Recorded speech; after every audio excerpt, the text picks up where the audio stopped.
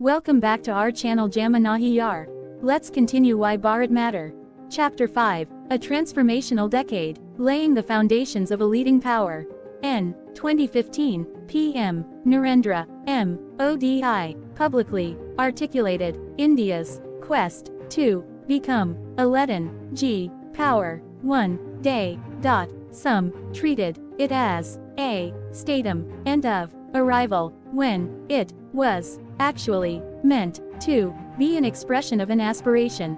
In the decade that has passed, it has also become clearer that this is now work in serious progress. While inaugurating the Bharat Mandapam in 2023, the same thinking was reiterated by the PM in a determination to emerge as the third largest global economy, and a year before, in a departure from tradition, he made a public appeal to think and plan for an entire era, not just a term in office. This was characterized as Amrit Kaal, a quarter century with its goal as India's emergence as a developed nation. Each of these assertions has a profound foreign policy implication, especially because they are being voiced not merely as a broad ambition but with specific targets and goals for which India is now strategizing. The achievements of the last decade point to how steadily and systematically the foundations are being laid for a global footprint. From his first day in office as the PM, Narendra Modi put his stamp on the nation's foreign policy. He demonstrated diplomatic imagination by inviting neighboring leaders to his oath-taking ceremony in 2014, a step that orthodox thinking had not even contemplated. His US visit later that year served to bring on stage a new kind of public diplomacy. He infused greater energy into Indian endeavors, reaching out with an intensity and spread that was so different from his predecessors. In the time that has passed, PM Modi tabled fresh ideas and initiatives in various geographies and domains, ranging from energy and climate to counter-terrorism and connectivity. He has been active on key global issues, often directly shaping the outcomes. This is not someone who is content with simply extrapolating on what he inherited. Instead, he has given foreign policy greater strategic clarity, stronger conceptual basis, heightened activity and better delivery. This was evident in the manner in which the immediate neighborhood was approached and the extended one was engaged. It was also visible in the assessment of the global order and building stronger relationships with major power centers. There was then the planned cultivation of middle powers, of regions and sub-regions. This was paralleled by publicly upholding the interests of the global south. The delivery of Indian projects there was radically improved, making them a visible symbol of a new India.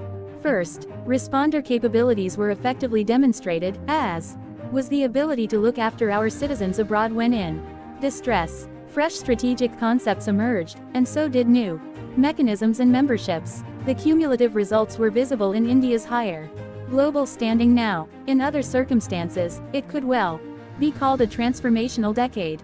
But given the ambitious objectives set out, real changes have just begun. There is still a considerable road to traverse. Nations and individuals come of age through demonstrations of strength. In the Ramayana, the relevant episode is the stringing of Shiva's bow by Rama when he goes to visit Janaka, the king of Mithila. This was a weapon of extraordinary capability that Shiva himself had given for safekeeping to Janaka's ancestor, Devaratha, at a particular time when he could not trust himself to keep his emotions in check.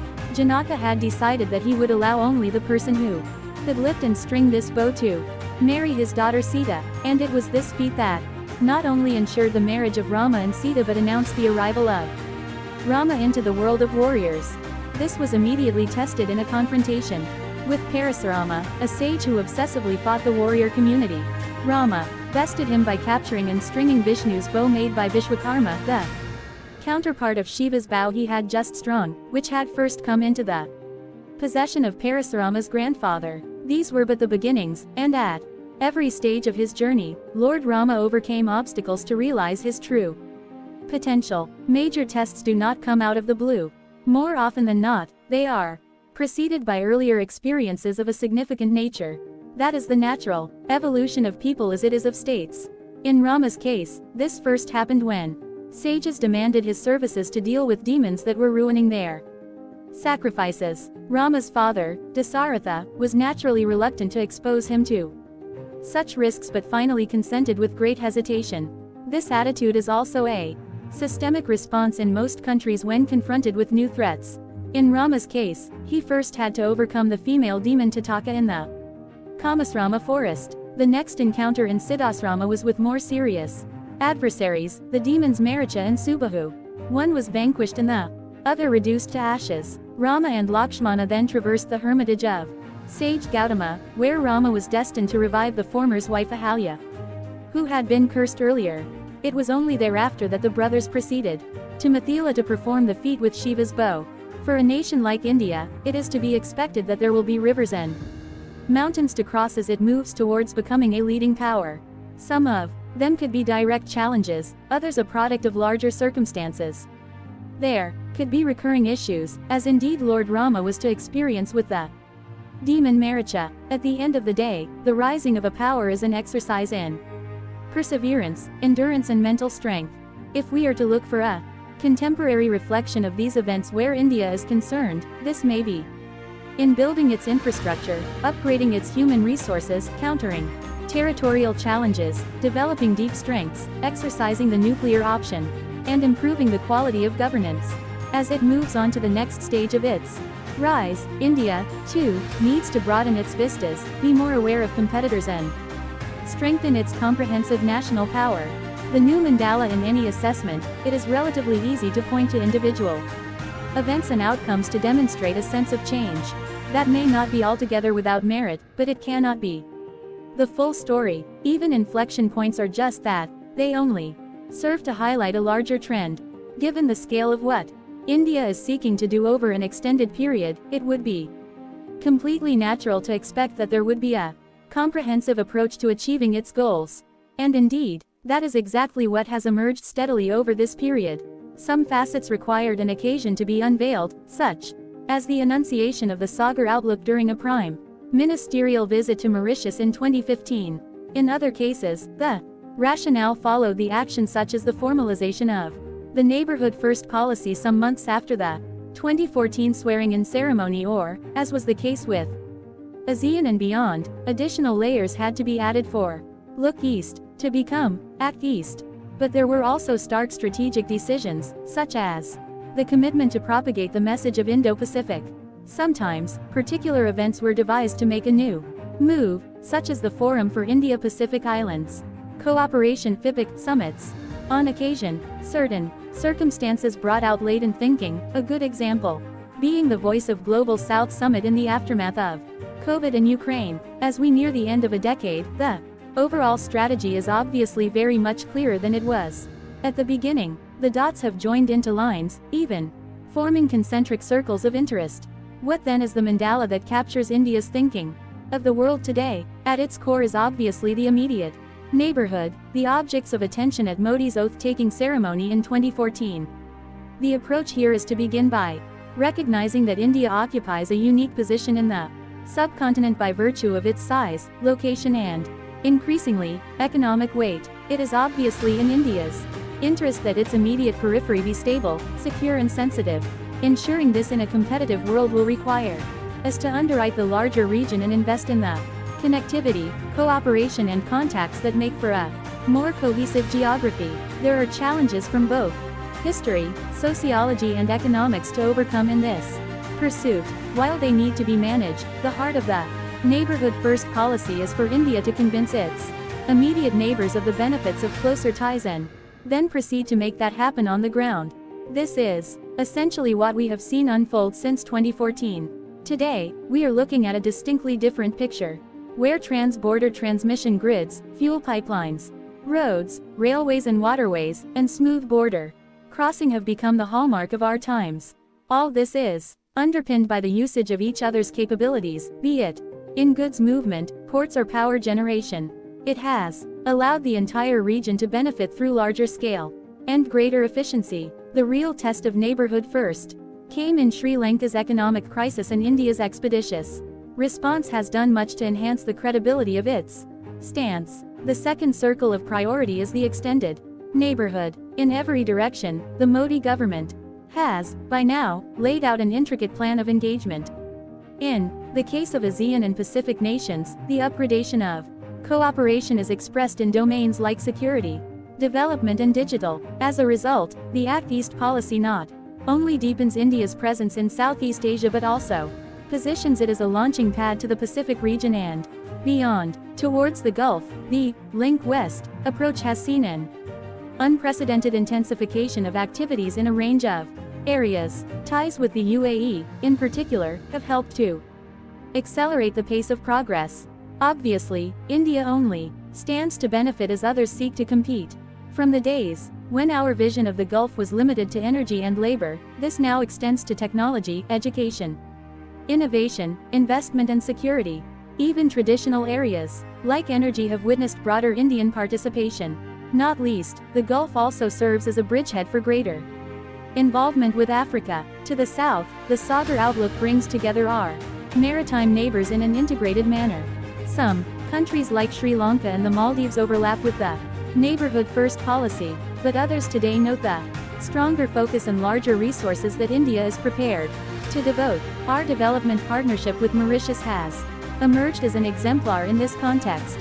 The underlying maritime cooperation has also become the basis for an emerging security conclave that encourages more cooperative thinking. To the north, Connect Central Asia policy is the last piece of the puzzle which forges more systemic linkages with culturally comfortable partners. The agenda here is much more about connectivity, de-radicalization and development. For many of these states, India offers options that strengthen their overall positioning.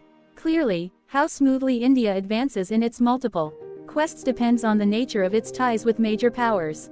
In certain cases, Europe being one, constituent segments of a collective also need to be engaged individually. Many of them have the ability to facilitate this process, some have the ability to obstruct as well. It is naturally our endeavor to continually create an optimal mix. And this cannot be done by always staying the middle course or ducking the difficult problems. Obviously, there is a strong case for both prudence and perseverance, but there is an even more powerful one for understanding which relationship serves our interest best on which issues. As a result, contemporary diplomacy looks far from linear, often ending up in apparent zigzags, but the real test of its effectiveness is whether it puts India ahead in the competitive game. And such periodic assessments, therefore, assume importance in both policy validation and course correction, where required. An essential part of preparing for a global footprint is to expand the breadth of interactions. The truth is that a very large number of nations have been engaged very perfunctorily by India for many years now. Even today, there are countries that are receiving an Indian foreign minister for the first time in their history. Realizing this, our efforts in the last decade have been to find more efficient ways of conducting global diplomacy. A vigorous participation in existing mechanisms and the invention of new ones helps to address this challenge. The Quad and FIPIC in the Indo-Pacific, the I2U2 in West Asia, and the India-Nordic Summit in Europe are relevant examples at the highest level. The IMEC is the latest in the list. Those with ASEAN, the EU, Africa and BRICS have, of course, continued apace, but these are now also supplemented at ministerial levels by formats with Central Europe, Caribbean and Central America. As with Europe and the rest of Asia, we can relate more purposefully to broader geographies like Africa and Latin America by dealing with sub-regions. The opening of new embassies, especially in Africa, is part of the same endeavor. An important source of strength is the growth in investments, trade and projects of Indian businesses abroad. India is today among the top 5 economic partners of many countries of Africa and Latin America.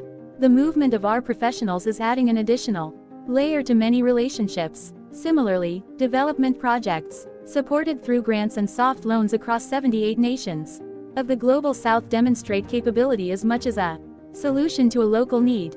Quite apart from our national branding, it is the presence on the ground in so many manifestations that is imprinting India in the mind space of societies even far away. The spatial mandala is accompanied by a conceptual one. Indian foreign policy today recognizes more explicitly the imperatives of national security in setting priorities and making choices, but security itself is perceived in much broader and deeper terms. Atmanirbhar Bharat Abhiyan and Make in India are neither economic protectionism nor political slogans. They are, in fact, a quest to build deeper strengths and greater strategic autonomy that is required by a nation aspiring to be a leading power. Increasingly, economic security also cohabits with technological security. The digital domain is its most visible expression, though obviously far from being the only one. India's goal is not of moving the needle in the direction of autarky but, instead, to create the capabilities that would make it a serious player at a global level.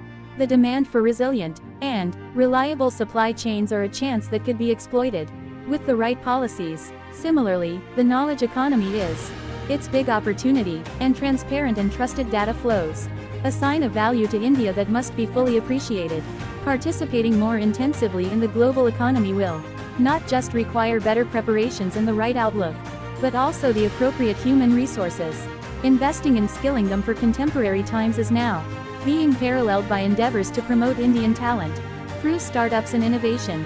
These are not just economic or even social initiatives but strategic steps laden with deep meaning for international relations.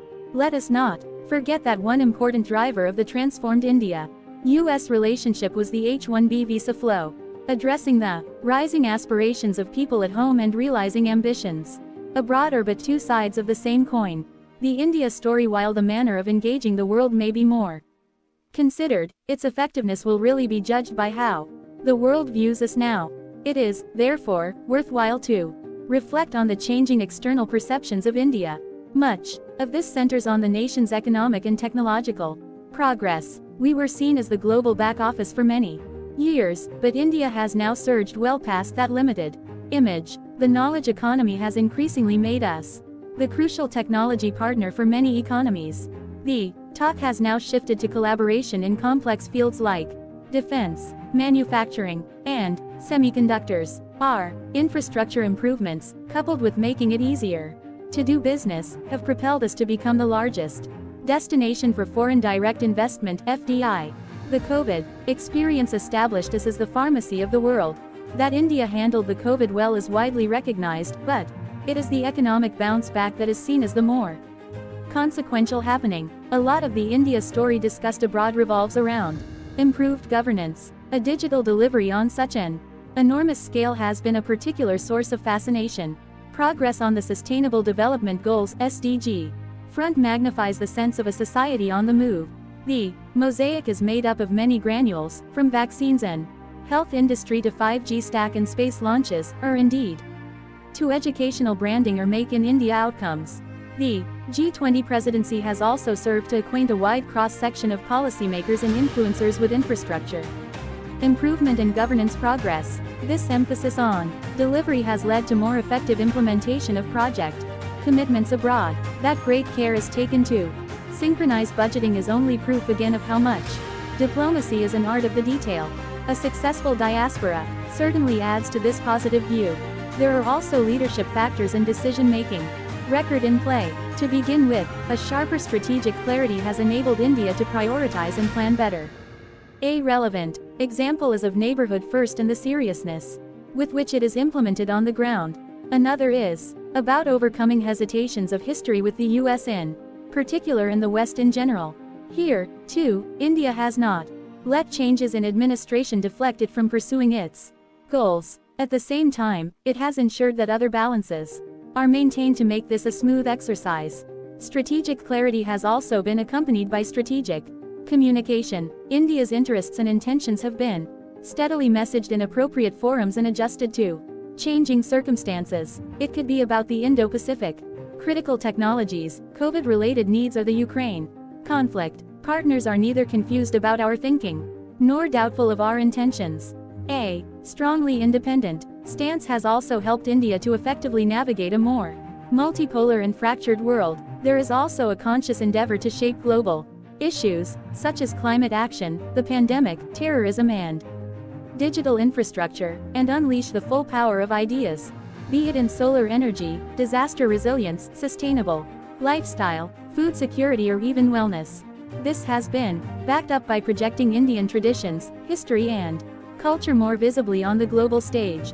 New India may be a message at home, it is equally an image abroad. It is not simply a more powerful and capable India that the world perceives, it is a more authentic and participative one, at ease as much with its nationalist spirit as with its international contributions. The resulting interest in engaging India is today visible in many quarters. When it comes to matters of technology and economy, there is a growing perception of our relevance to the challenge of trusted manufacturing. This is all the more so since those processes have become so intensively data-driven. One aspect of it is the reliability that emanates from our political and social characteristics. After all, it is evident that we are a political democracy, pluralistic society and market economy. Increasingly, the misalignment of global demography and demand is making our human resources valuable for the international economy in a more tech-driven era. The establishment of the Trade and Technology Council with the EU is an indicator of the direction in which the winds are blowing. There has been even more marked progress with the US on this front, as indeed with the other two Quad partners. A different dimension is the contribution we can make to the stability and security of the global commons, especially in the Indo-Pacific. At the same time, India is a partner of value in forums like BRICS and the Shanghai Cooperation Organization (SCO). Our independent stance always leaves open participation in any endeavor at conflict mitigation or resolution. The combination of COVID support, digital delivery and development projects has also created a deeper constituency in the global south.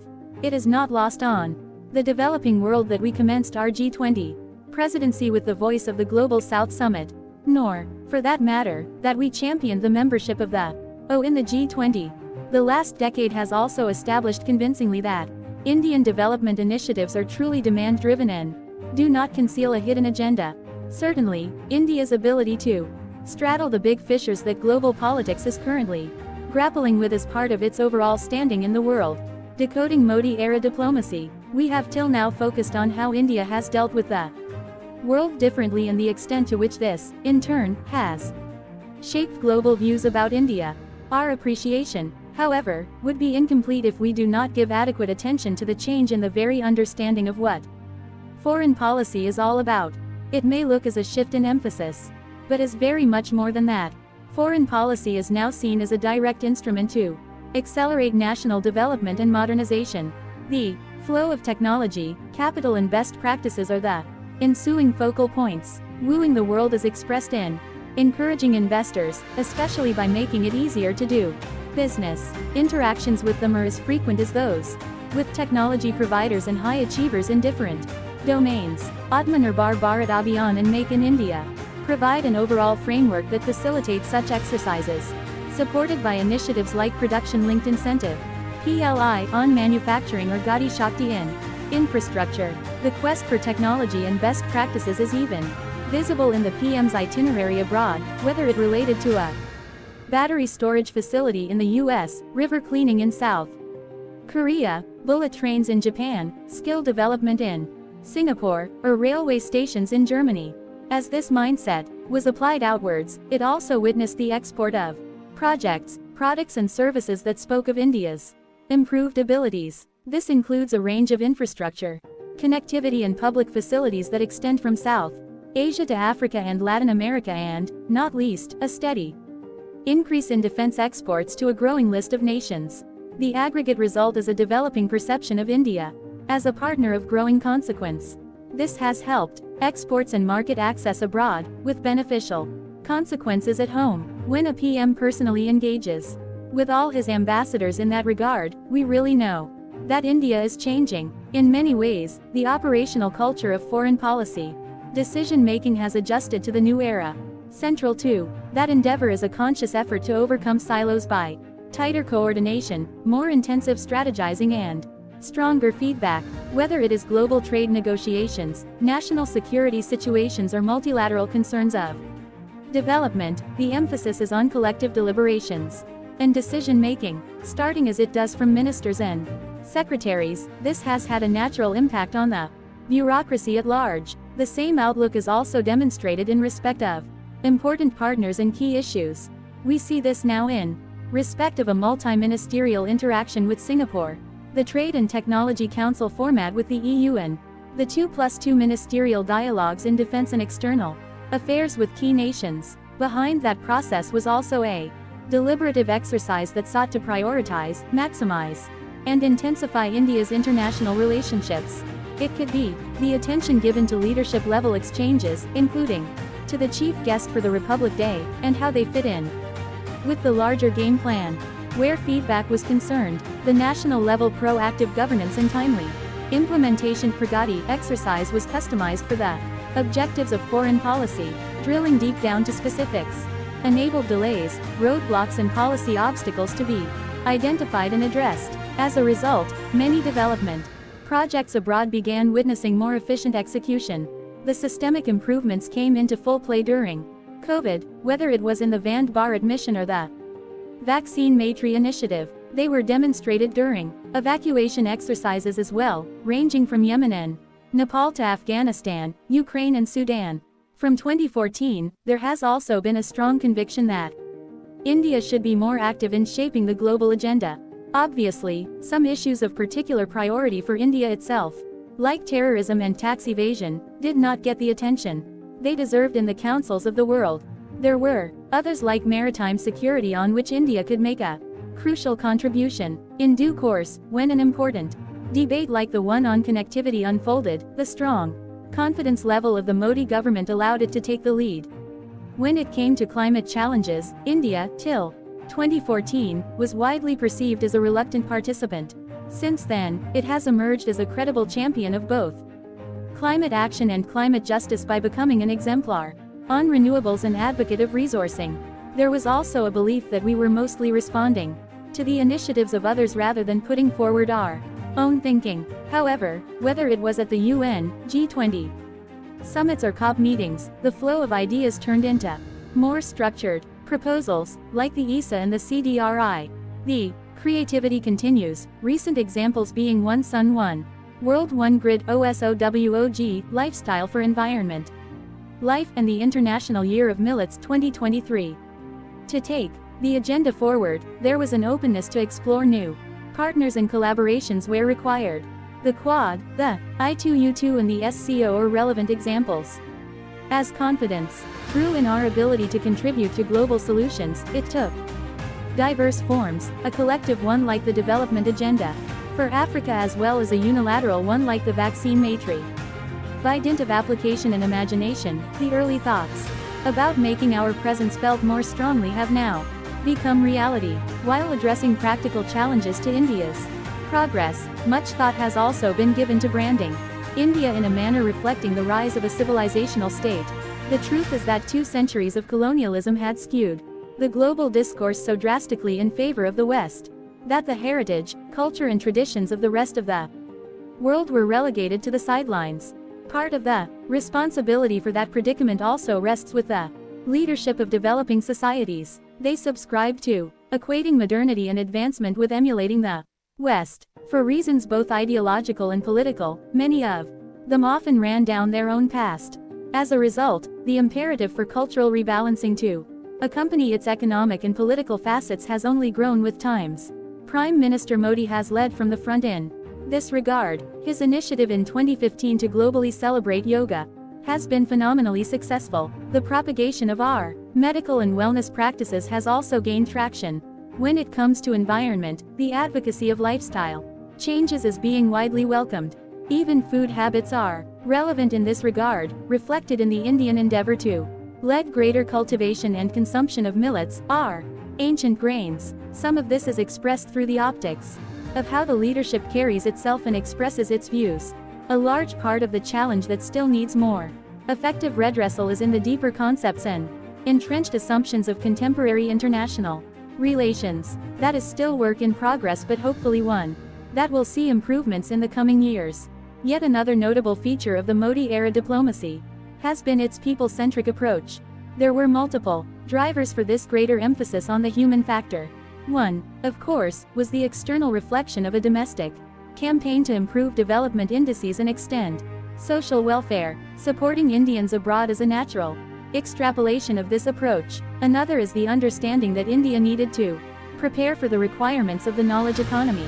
It was essential to envisage a global workplace, not just a trading place, and that meant working out the requisite institutional arrangements and practices rather than leaving our citizens at the mercy of the vagaries of the mobility industry. Then, there was greater consciousness about the importance and contribution of Indians abroad, be they students, professionals or those more settled. Their welfare was envisaged as an obligation that should be addressed with utmost seriousness. And finally, there was a sense of a changing India itself. A rising power should not leave its people abroad to face adversity on their own. Such detachment not only reflects badly on our standing but could also undermine the faith with which Indians could proceed abroad, instituting robust welfare measures applicable beyond our borders, extricating our citizens from crisis situations, and organizing repatriations as they happened during the COVID pandemic, are all steps in that direction. Indeed, the transformation begins right at home with radical reforms in the ease of issuing passports. This was paralleled by initiatives to facilitate mobility while ensuring that Indians were not treated in a discriminatory manner. Concluding Migration and Mobility Partnership Agreements (MMPAs) with countries ranging from Australia to Germany are the policy reflections of this concern. Delivering on partnerships. The progress report of the last decade is an encouraging one. Stronger expressions of diplomatic energies and activities have clearly raised India's profile in global councils. Prime Minister Modi, in particular, is perceived as a global figure who, while advancing his national interest, has a broader vision and a commitment to collective good.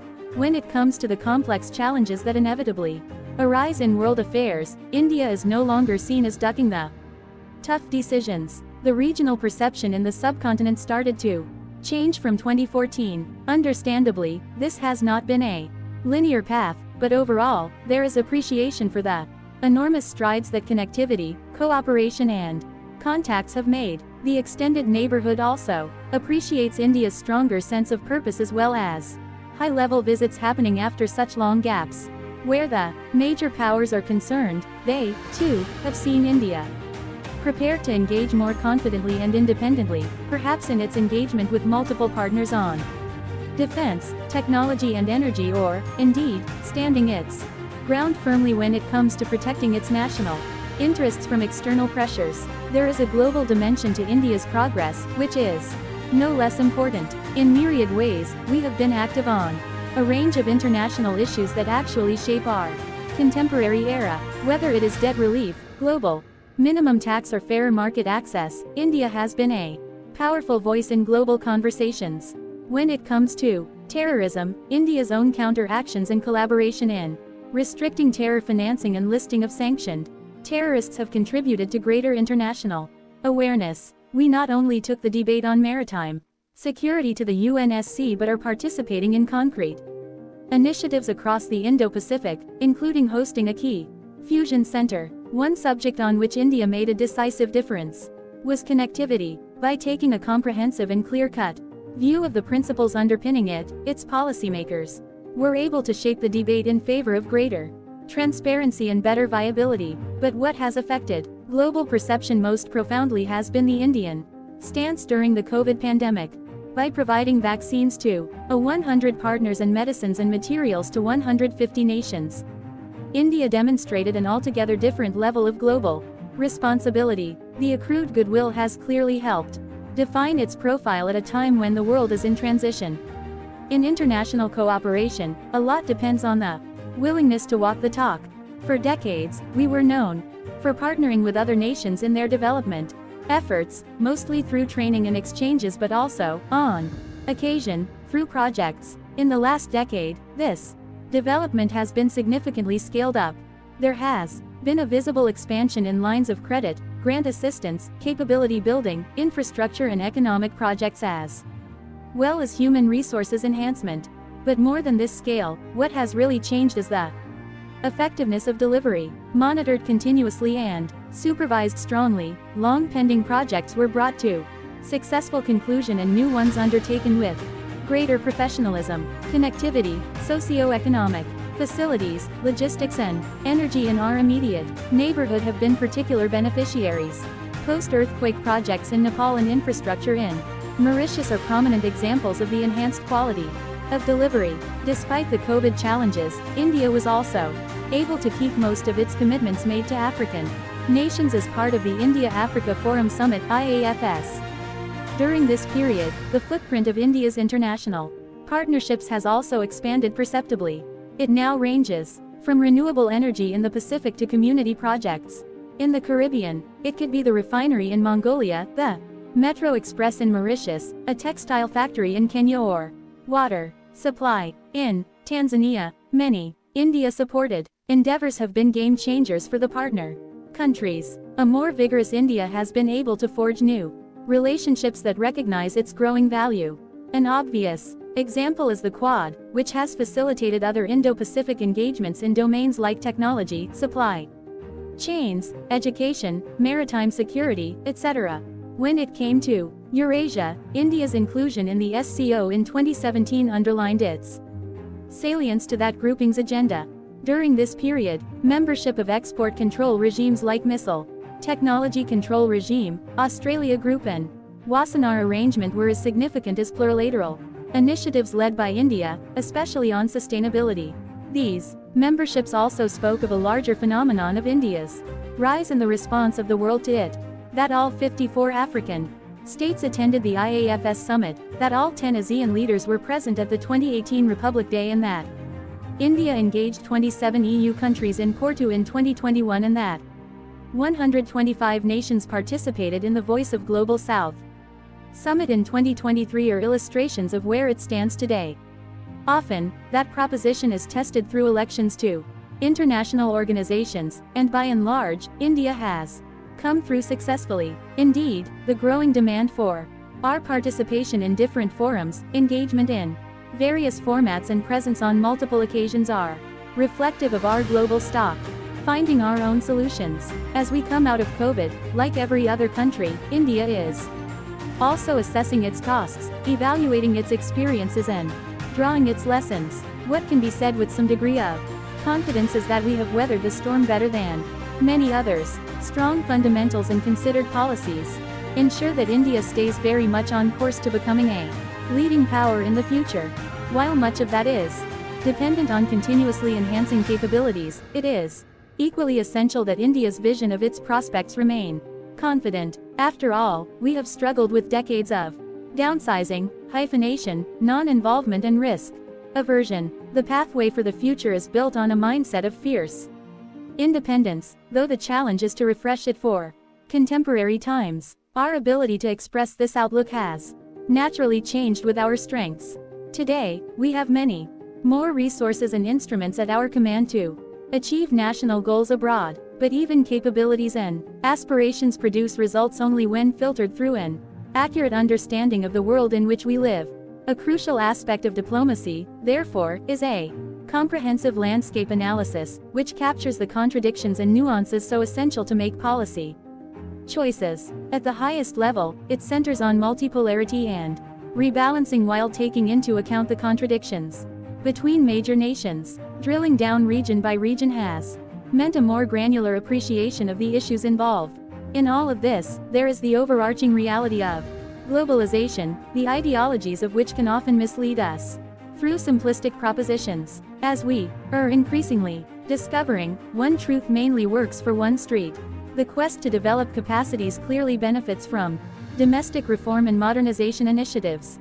This linkage was dumbed down to the assertion that 8% growth was the best foreign policy. The reality, however, is that growth gained without transforming the foundations and framework had inbuilt limitations. This decade has consequently been a much more comprehensive effort that departed from established mantras. It also sought to avoid the pitfalls that were presented by a less strategic understanding of globalization. India's decision not to accede to the RCEP agreement in 2019 was significant in that respect. One important indication of the changed approach was in its very conceptualization.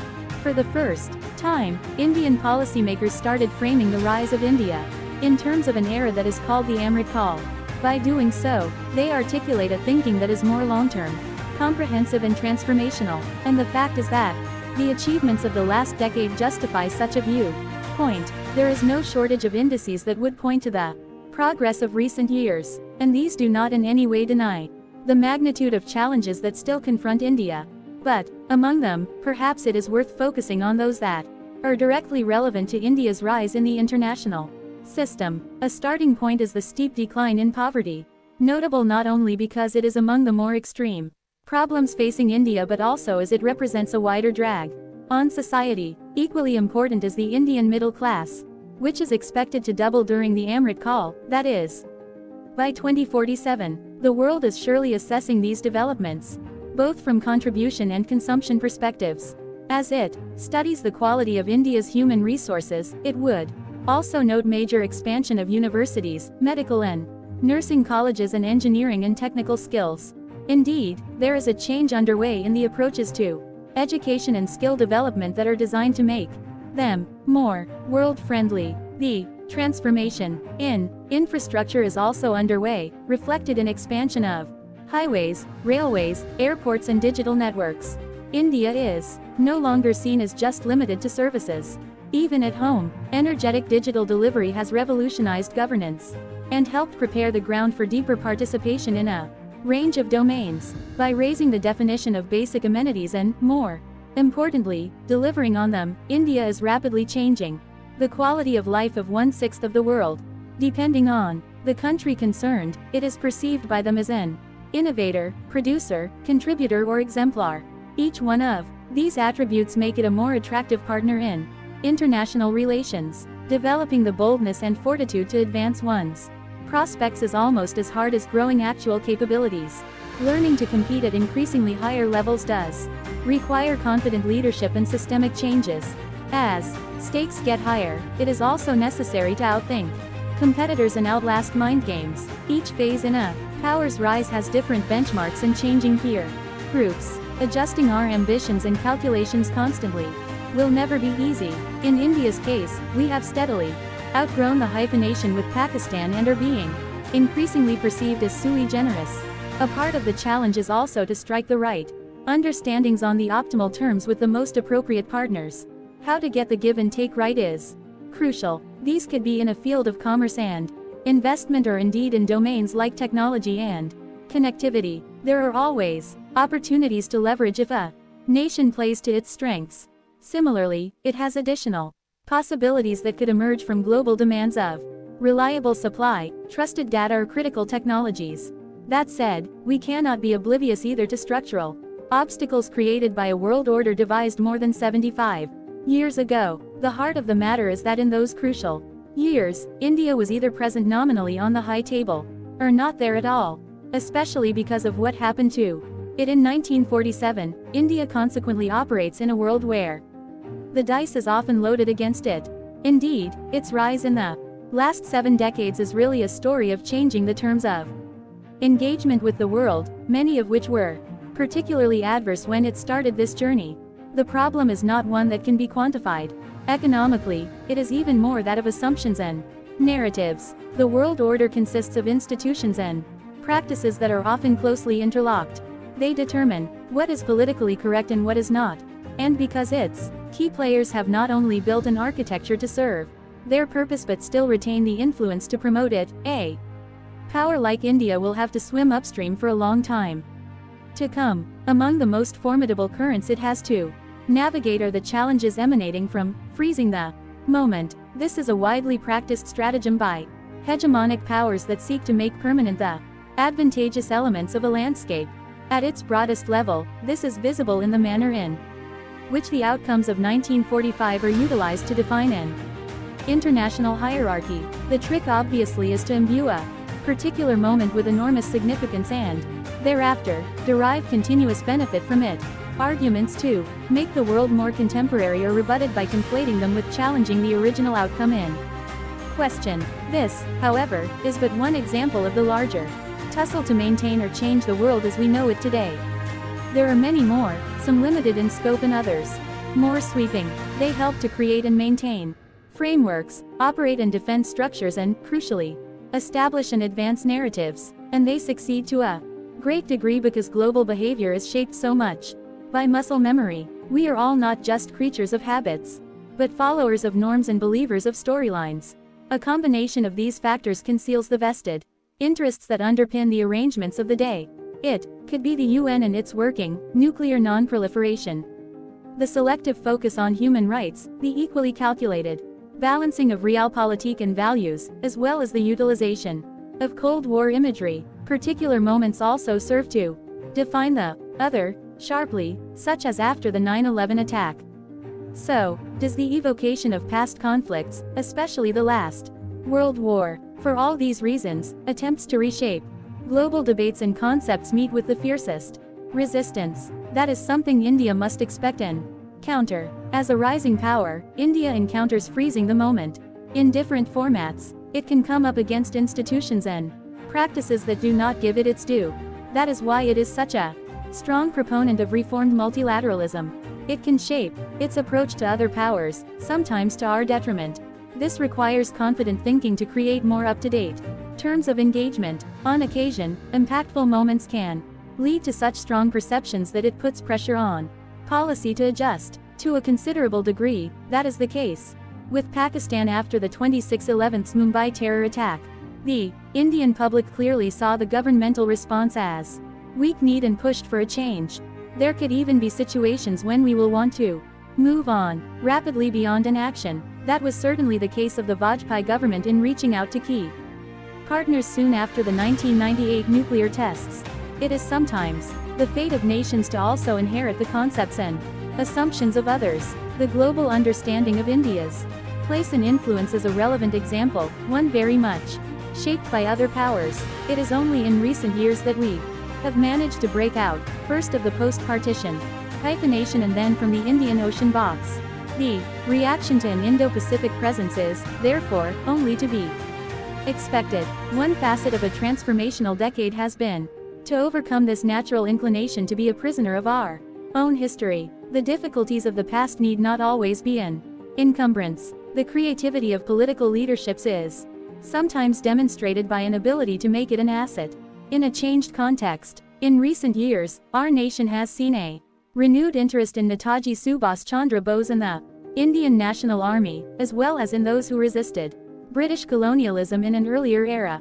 The great tribal leader, Birsa Munda, and the revolutionary Alluri Sitarama Raju are two such cases. While such figures may not have been entirely successful in achieving their immediate objectives, their longer-term impact as inspirational icons is very apparent today. Imageries from history are, in fact, extremely powerful in articulating aspirations for the future. Indeed, when we look back at our own record over the last 7 decades, it is still specific events like the conflicts of 1962, 1965, 1971 and 1999 that stand out as milestones. As India goes about its endeavor to ascend the international hierarchy, it must play well this game of using narratives and experiences to establish practices and habits as well. The messaging out of New Delhi has also been far more energetic on key issues. Vasudhaiva Kutumbakam, the world as one family, conveys a commitment to international cooperation. Reformed multilateralism underlines the